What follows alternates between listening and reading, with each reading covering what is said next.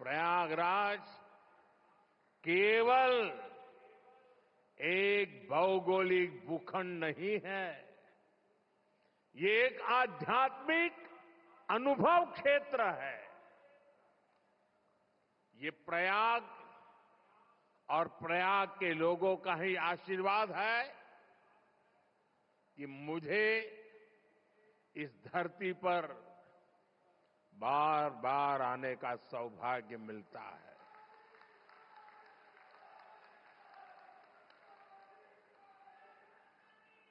पिछले कुंभ में भी मुझे संगम में स्नान करने का सौभाग्य मिला था और आज इस कुंभ के आरंभ से पहले मैं एक बार फिर मां गंगा के चरणों में आकर के आशीर्वाद प्राप्त करने का सौभाग्य प्राप्त किया। आज मैंने संगम घाट के लेटे हुए हनुमान जी के दर्शन किए, अक्षय वट वृक्ष का आशीर्वाद भी प्राप्त किया। इन दोनों स्थलों पर श्रद्धालुओं की सहूलियत के लिए हनुमान कॉरिडोर और अक्षय वट कॉरिडोर का निर्माण हो रहा है। मैंने सरस्वती कूप रीडेवलपमेंट प्रोजेक्ट की भी जानकारी ली। आज यहां हजारों करोड़ रुपए के प्रोजेक्ट का लोकार्पण हुआ है। मैं इसके लिए आप सबको बधाई देता हूं। साथियों, महाकुंभ हजारों वर्ष पहले से चली आ रही हमारे देश की सांस्कृतिक आध्यात्मिक यात्रा का पुण्य और जीवंत प्रतीक है। एक ऐसा आयोजन जहां हर बार धर्म, ज्ञान, भक्ति और कला का दिव्य समागम होता है। हमारे यहां कहा गया है, दश तीर्थ सहस्त्राणि तीस्र कोट्यस्तथा अपराहा सम आगच्छन्ति माध्यातु प्रयागे भरतर्षभ। अर्थात संगम में स्नान से करोड़ों तीर्थ के बराबर पुण्य मिल जाता है। जो व्यक्ति प्रयाग में स्नान करता है वो हर पाप से मुक्त हो जाता है। राजा महाराजाओं का दौर हो या फिर सैकड़ों वर्षों की गुलामी का कालखंड, आस्था का ये प्रवाह कभी नहीं रुका।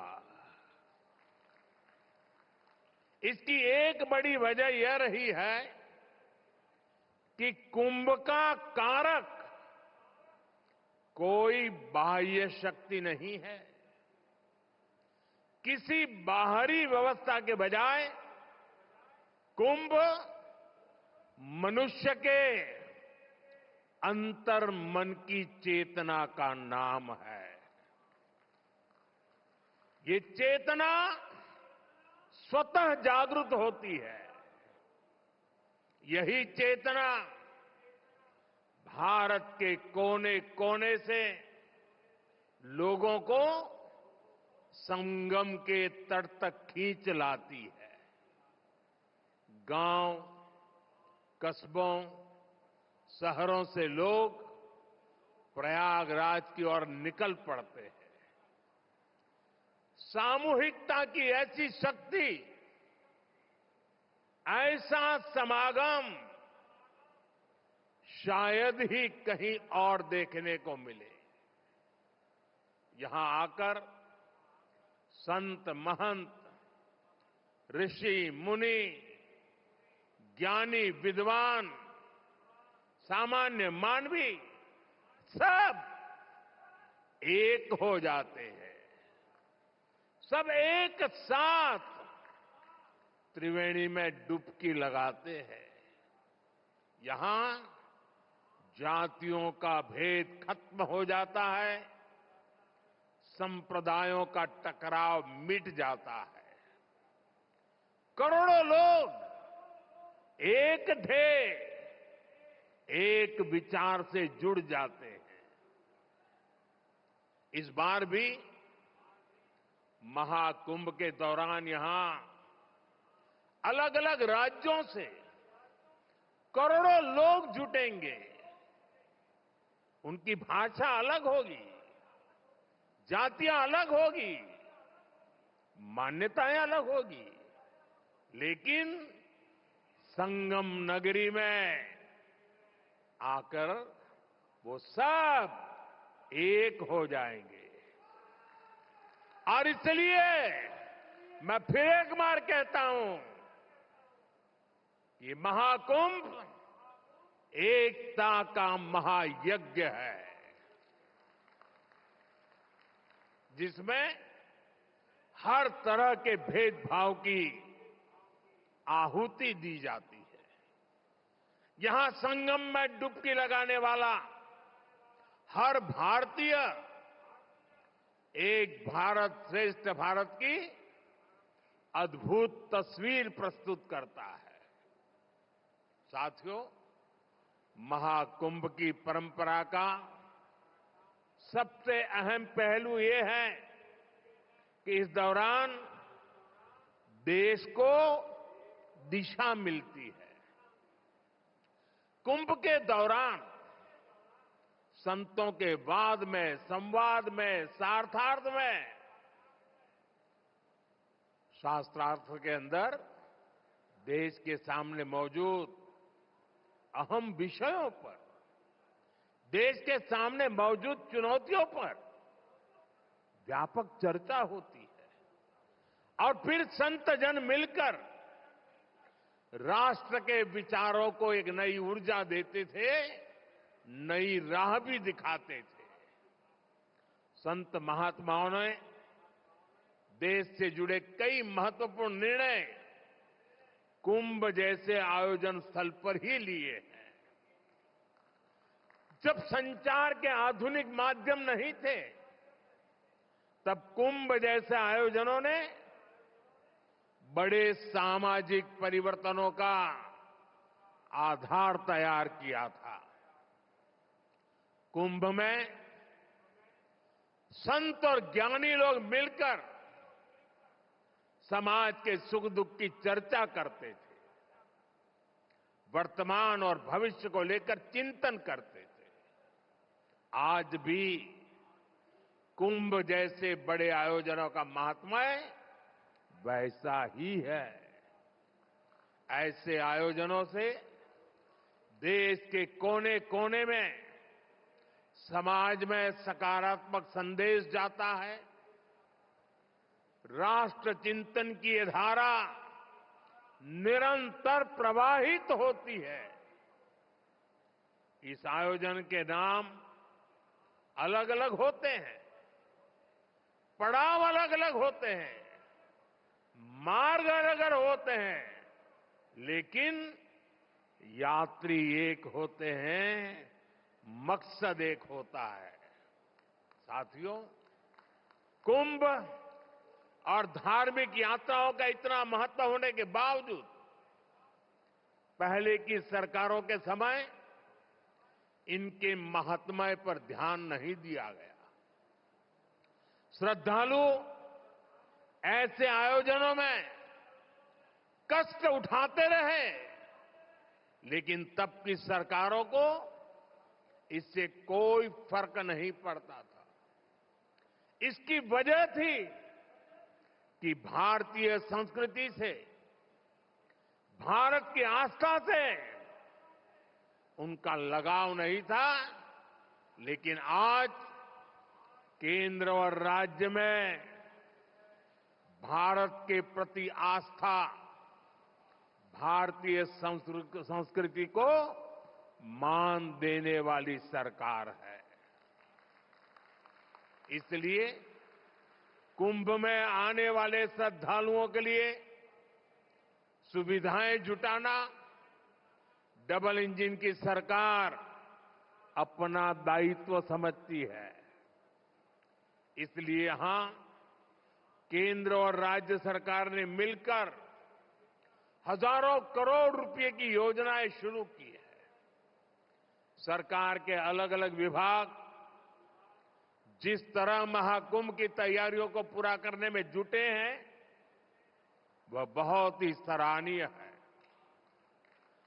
देश दुनिया के किसी कोने से कुंभ तक पहुंचने में कोई दिक्कत न हो, इसके लिए यहां की कनेक्टिविटी पर विशेष फोकस किया गया है। अयोध्या, वाराणसी, रायबरेली, लखनऊ से प्रयागराज शहर की कनेक्टिविटी को बेहतर किया गया है। मैं जिस whole of the government approach की बात करता हूं उन महाप्रयासों का महाकुंभ भी इस थली में नजर आता है।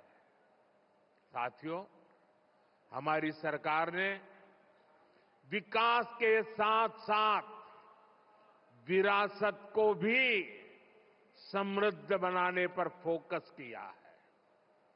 आज देश के कई हिस्सों में अलग अलग टूरिस्ट सर्किट विकसित किए जा रहे हैं। Ramayana circuit, Shri Krishna circuit, Buddhist circuit, Tirthankar circuit, इनके माध्यम से हम देश के उन स्थानों को महत्व दे रहे हैं जिन पर पहले फोकस नहीं था। स्वदेश दर्शन योजना हो, प्रसाद योजना हो, इनके माध्यम से तीर्थ स्थलों पर सुविधाओं का विस्तार किया जा रहा है।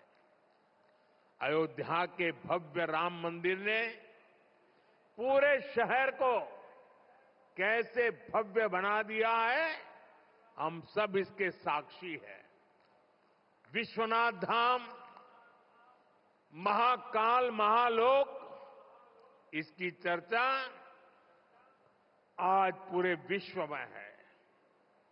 यहां अक्षय वट कॉरिडोर, हनुमान मंदिर कॉरिडोर, भारद्वाज ऋषि आश्रम कॉरिडोर में भी इसी विजन का प्रतिबिंब है। श्रद्धालुओं के लिए सरस्वती कूप, पातालपुरी, नागवासुकी, द्वादश माधव मंदिर का कायाकल्प किया जा रहा है। साथियों, हमारा ये प्रयागराज निषाद राज की भी भूमि है। भगवान राम के मर्यादा पुरुषोत्तम बनने की यात्रा में एक महत्वपूर्ण पड़ाव श्रृंगवेरपुर का भी है।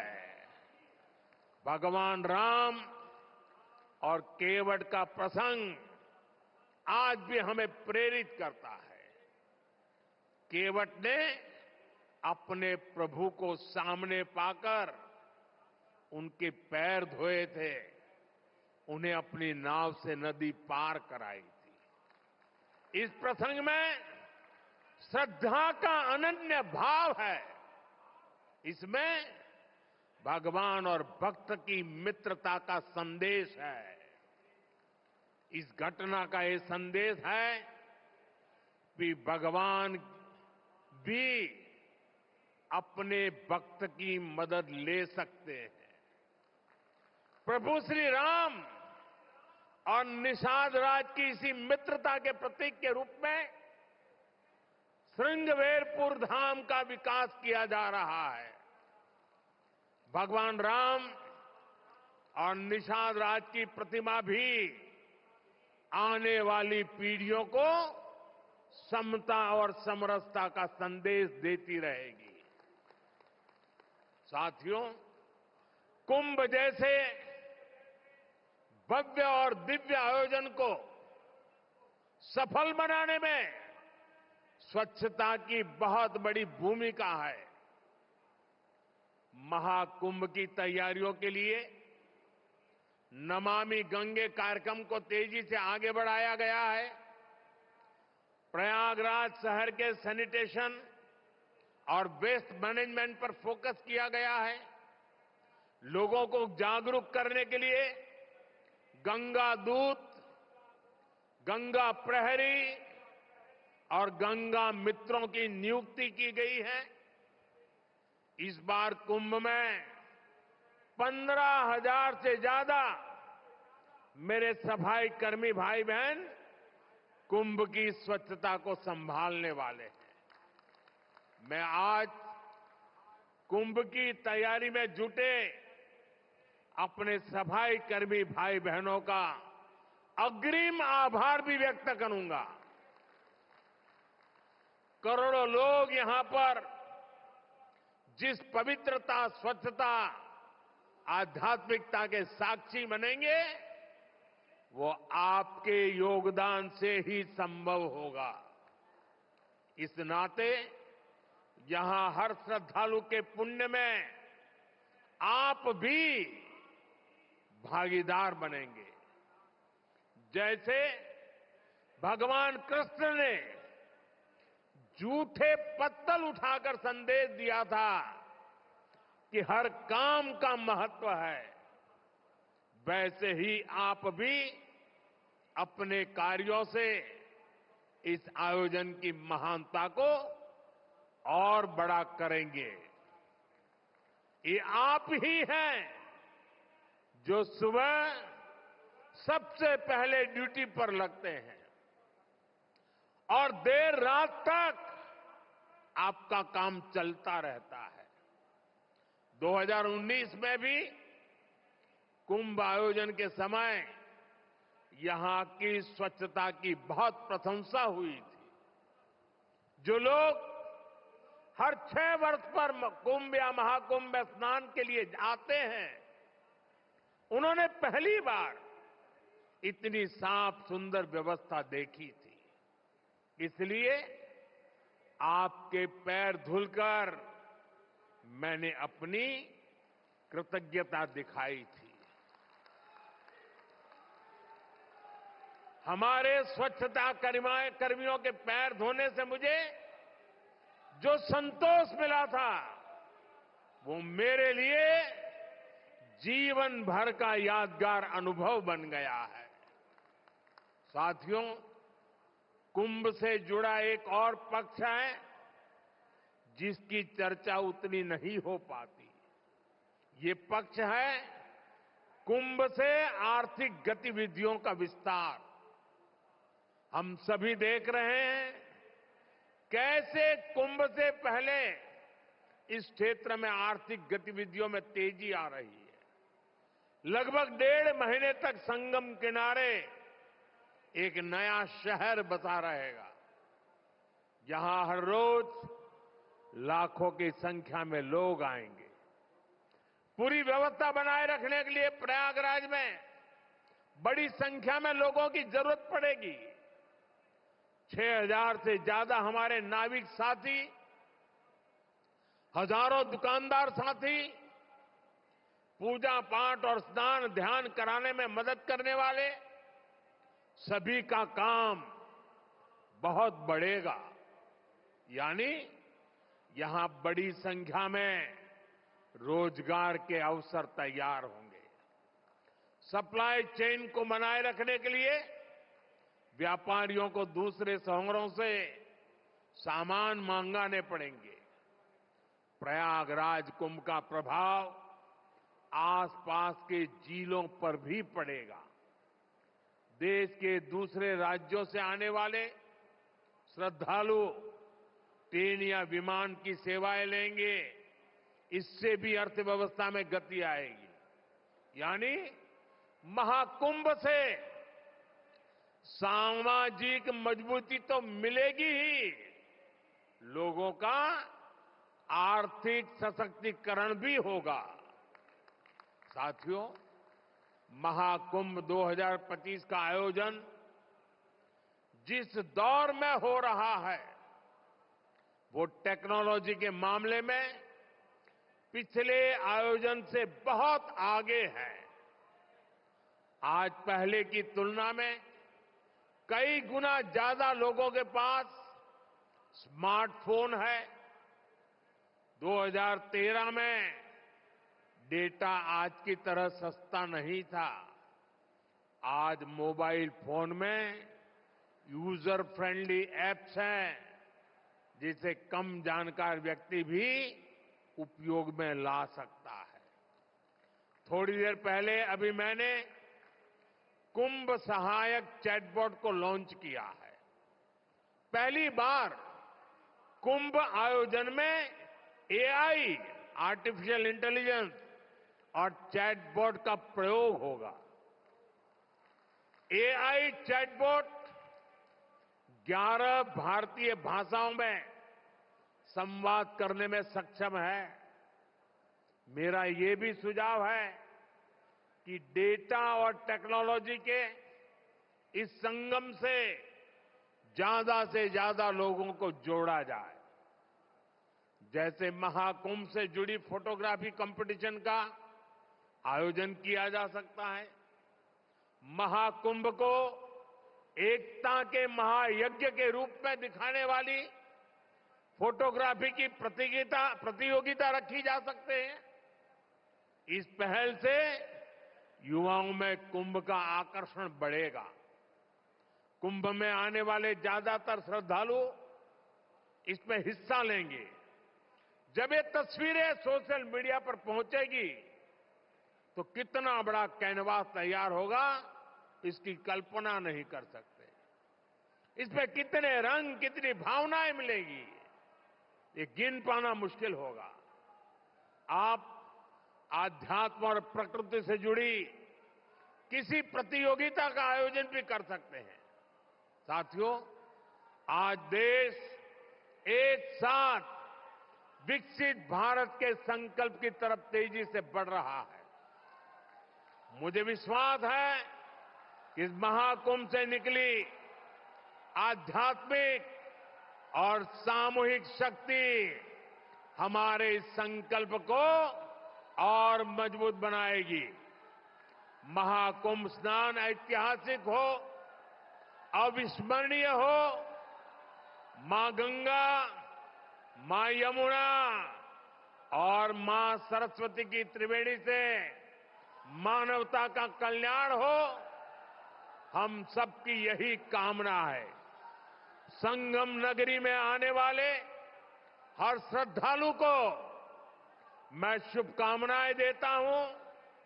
आप सबका भी मैं हृदय से बहुत बहुत धन्यवाद करता हूं।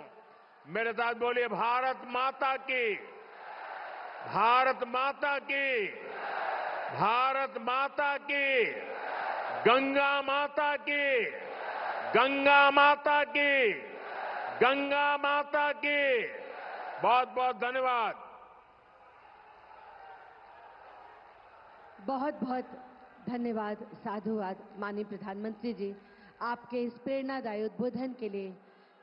मां गंगा हम सबको इतनी सामर्थ्य दें कि जिस तरह से भव्यता के साथ, दिव्यता के साथ इस डिजिटल कुंभ, महाकुंभ 2025 को आपने सोचा है, हम सब उसको वैसे संपन्न कराने में सक्षम हो सके।